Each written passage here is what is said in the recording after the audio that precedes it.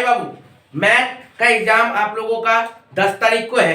अब इसमें बहुत सारा स्टूडेंट लोग को डाउट क्या हो रहा है, सर स्टेप मार्किंग मिलेगा कि नहीं, सर पार्ट क्वेश्चन कर सकते हैं कि नहीं, मतलब 5 का ए बी दिया तो क्या ए कर सकते हैं और बी नहीं आया तो क्या सर ए में मार्क्स मिलेगा कि नहीं मिलेगा, सर पेपर कैसे अटेंड करेंगे, ग्रुप ए पहले कि ग्रुप बी पहले, क्या ग्रुप में क्वेश्चन देगा 2019 वाला पेपर देगा कि 2021 देगा कि 22 देगा, कैसा टाइप का पेपर देगा सर, ये सब चीज मैं आपको इस वीडियो में बताऊंगा। ध्यान से पूरा वीडियो को ठीक से सुनिएगा। तो मैं आपका सारा क्वेश्चन का आंसर दूंगा। उसके पहले मैं बता दे रहा हूं कि आपको मैंने अभी देखिए स्क्रीन पे चलना स्टार्ट हो जाएगा, लास्ट मिनट सजेशन में प्रोवाइड कर रहा हूं, ठीक है ना। ऑलरेडी ये सब दिया हुआ है, कुछ अलग क्वेश्चन होगा तो देख लीजिएगा, एक बार चेक कर लीजिएगा, ठीक है ना। आप लोगों को देख लेना है कि ये सब आंसर आपको आता है कि नहीं। ये बहुत इंपॉर्टेंट हाईली चांसेस है हर चैप्टर से, कोई स्टूडेंट कुछ कर रहा होगा, कोई स्टूडेंट अलग चैप्टर कर रहा होगा, कोई स्टूडेंट अलग चैप्टर कर रहा होगा, तो मैंने पूरा एवरी चैप्टर से 5-6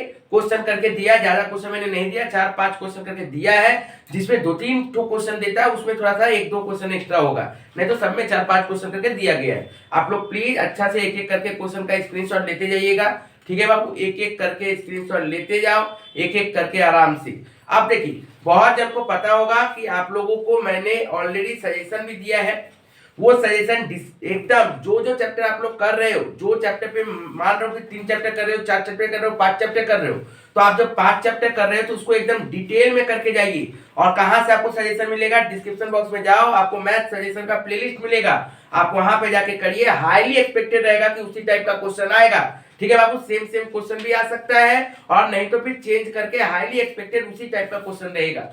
नेक्स्ट बाबू क्या रहेगा, नेक्स्ट क्या है सर, आप लोगों को मैंने टॉप 5 वीडियो भी बना के दिया, determinant, matrix, Cramer's rule, function, limit, ये सब का बना के दिया है। सब वीडियो को आप लोग ठीक से देखिए, एक्सपेक्टेड रहेगा कि उसी टाइप का क्वेश्चन आएगा, ठीक है सर, एकदम एग्जाम में चांसेस है कि उसी टाइप का एग्जाम में क्वेश्चन आए, तो प्लीज वो सब देख लीजिएगा। विद सॉल्व मैंने आपको करा दिया है, और ये सब जो स्क्रीन पे चल रहा है ना, यही सब क्वेश्चन का वहां पे सॉल्व भी है, 1-2 क्वेश्चन का नहीं होगा, लेकिन बाकी सारा चैप्टर वाइज क्वेश्चन का एक एक करके हर चैप्टर से 1-2 छोड़ के बाकी सारा का ही सॉल्व होगा। उसके बाद देखिए प्लेलिस्ट बना हुआ है, प्लेलिस्ट में जाके देखो, प्लेलिस्ट में भी एक एक करके सारा वीडियो दिया गया है, एक एक करके उसको सॉल्व कराना किया गया है, डिस्क्राइब करके बताया गया है, ठीक है ना।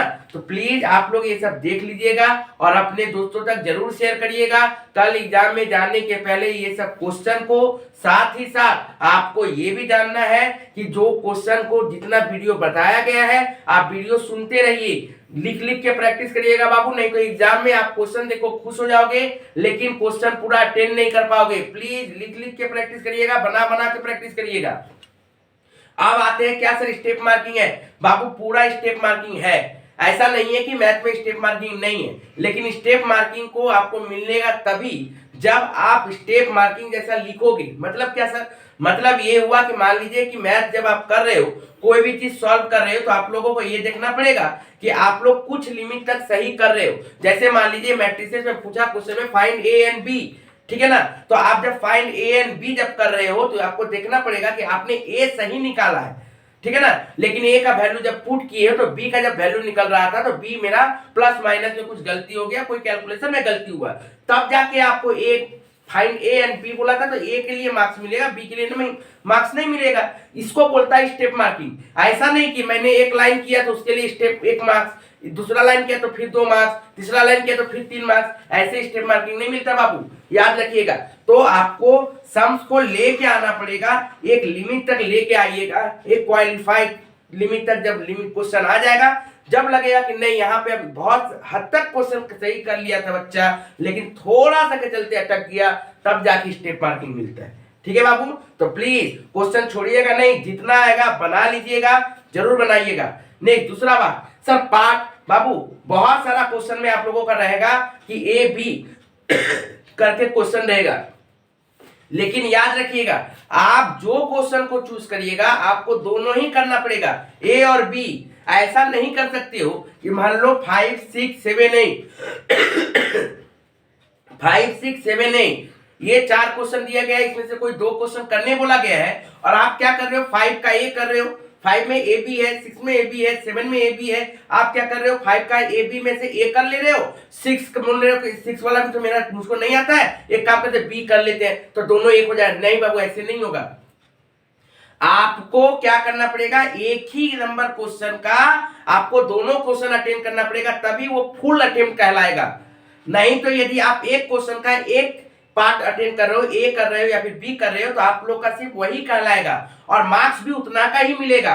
ऐसा नहीं है कि पार्ट ए किए और बी नहीं किए तो आपको ए का मार्क्स नहीं मिलेगा, मिलेगा, ठीक है ना। पर ये नहीं होगा कि आप 5 का ए और बी में से ए किए और 6 का ए बी में से बी किए और आपको लग रहा कि ये दोनों हो जाएगा, एक कहलाएगा। नहीं, ऐसा नहीं है, ठीक है ना।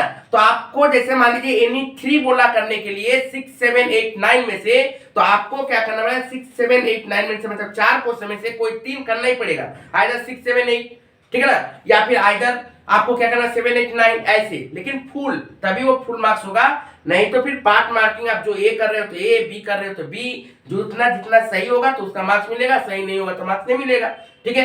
अब सर पेपर कैसा आएगा बाबू, चांसेस इस बार है 2019 के हिसाब से पेपर आने का, तो प्लीज 2019 का पेपर को सॉल्व कर लीजिएगा, 2019 का पेपर को अच्छी तरीके से देख लीजिएगा बाबू। 2019 का पेपर बहुत ज्यादा चांसेस है इस बार आने का, ठीक है बाबू, मतलब उस टाइप का आने का, ठीक है ना, उस टाइप का क्वेश्चन का आने का चांसेस है। आप लोग प्लीज 2019 को अच्छा से देख लीजिएगा। पेपर सेटिंग कैसा होगा, चांसेस है आपको 2020, 21, 22 पेपर बहुत इजी तरीके से सेट कर दिया था। यदि 2022 के हिसाब से पेपर दे दिया, 21 के हिसाब से दे दिया, तो 2020 के हिसाब से दे दिया, तब तो फिर मैथ का एग्जाम फाड़ू जाएगा, ठीक है ना बाबू, बहुत अच्छा जाएगा आप लोग का एग्जाम। लेकिन मान लो 2019 के हिसाब से दिया, तब हो सकता है कि आप लोग फंसोगे कैसे, लगेगा कि ये आता है लेकिन इसका बी नहीं आता, बी आता है तो ए नहीं आता है, ऐसा हो जाएगा थोड़ा सा, ठीक है ना बाबू। तो पैनिक नहीं होना है, इसीलिए मैं बोल रहा हूँ कि एज मच एज चैप्टर कम से कम लिमिटेड क्वेश्चन करके जाइए। मैंने 4, 5, 6, 7 करके क्वेश्चन दिया है, वो सब कम से कम करके जाइए। यदि पूरा चैप्टर नहीं हो पा रहा है तो कम से कम इतना चैप्टर कम से कम करके जाइए, चैप्टर का ये क्वेश्चन जरूर देख के जाइए, ताकि लास्ट मोमेंट में यदि पेपर खराब हुआ तो आप उसको रिकवर कर पाओ, ठीक है ना बाबू। ओके, उम्मीद करते हैं कि आपको सबका समझ में आ गया होगा सब कुछ बात। तो प्लीज अपने दोस्तों तक जरूर शेयर करिएगा और मैथ का एग्जाम अच्छा दीजिए, पैनिक मत होइएगा, ठंडा माथा से एग्जाम दीजिएगा, ठीक है, एकदम ठंडा माथा से एग्जाम दीजिएगा, ठीक है।